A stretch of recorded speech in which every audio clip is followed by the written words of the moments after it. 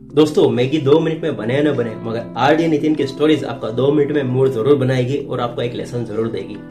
दोस्तों, एक नगर था। उस नगर के राजा जी अपने मंत्री जी के साथ में नगर भ्रमण के लिए निकले।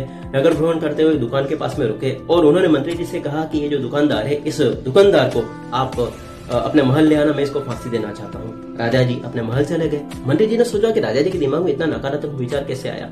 मंत्री जी अपना वेश बदलकर उस दुकानदार के पास में गए और पूछे कि तुम्हारा बिजनेस, तुम्हारा व्यापार कैसा चल रहा है। वो जो व्यापारी था वो चंदन का श्रेष्ठ व्यापारी हुआ करता था पहले के समय में। तो उसने कहा कि अभी मेरा बिजनेस इतना कुछ अच्छा चल नहीं रहा है, काफी मुझे समस्या आ रही है, स्ट्रगल में कर रहा हूँ। कस्टमर आते हैं मेरे पास में और चंदन को देखते हैं और सूंघते हैं और सूंघकर चले जाते हैं। अब तो मुझे आखिरी उम्मीद है कि इस राज्य का जो राजा है वो जब मरेगा तो उसकी अंत्येष्टि के लिए जब जो लकड़ी यूज में की जाएगी वो चंदन की जाएगी और इस आसपास के बाजार का मैं एक श्रेष्ठ व्यापारी हूं तो मुझसे खरीदा जाएगा, जिससे जो पैसा आएगा उससे मेरा जीवन बहुत अच्छे से चल सकता है। तो मंत्री जी समझ गए कि राजा जी के मन में जो नकारात्मक विचार क्यों आया था। तो मंत्री जी ने उस चंदन की कुछ लकड़ी को लिया और उस व्यापारी से गिफ्ट पेपर में रैप करवाया और वो महल चले गए और राजा जी के पास में जाकर कहा कि राजा जी, आपने जिस दुकानदार को फांसी की सजा आप सुनाना चाहते थे, फांसी देना चाहते थे, उसने आपके लिए कुछ गिफ्ट भेजा है। राजा जी ने उस चंदन की लकड़ी को खोल के देखा तो उसके अंदर सुनहरे चंदन थे और श्रेष्ठ एकदम खुशबू आ रही थी। उस खुशबू को सूंघकर उनका भी मंत्र मुग्ध हो गया। तो उन्होंने अपने अंदर मन ही मन विचार किया कि मैं उस व्यापारी को वैसे ही फांसी देना चाहता था, पता नहीं मेरे अंदर नकारात्मक विचार क्यों आए। तो राजा जी ने उस व्यापारी के लिए उपहार स्वरूप कुछ सोने के सिक्के भिजवा दिए। मंत्री जी जाकर उस व्यापारी को सोने के सिक्के दिए।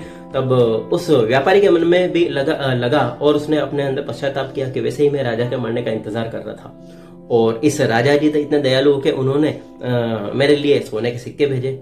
उन सोने के सिक्कों का यूज कर उस व्यापारी की जिंदगी बदल गई। तो दोस्तों, आपने देखा कि किस तरह से उस व्यापारी के मन में नकारात्मक विचार आ रहे थे और राजा जी के मन में नकारात्मक विचार आ रहे थे, मगर शुरुआत हो रही थी वो राजा दुकानदार के अंदर शुरू हो रही थी क्योंकि उसका बिजनेस नहीं चल रहा था और राजा के मरने का इंतजार कर रहा था।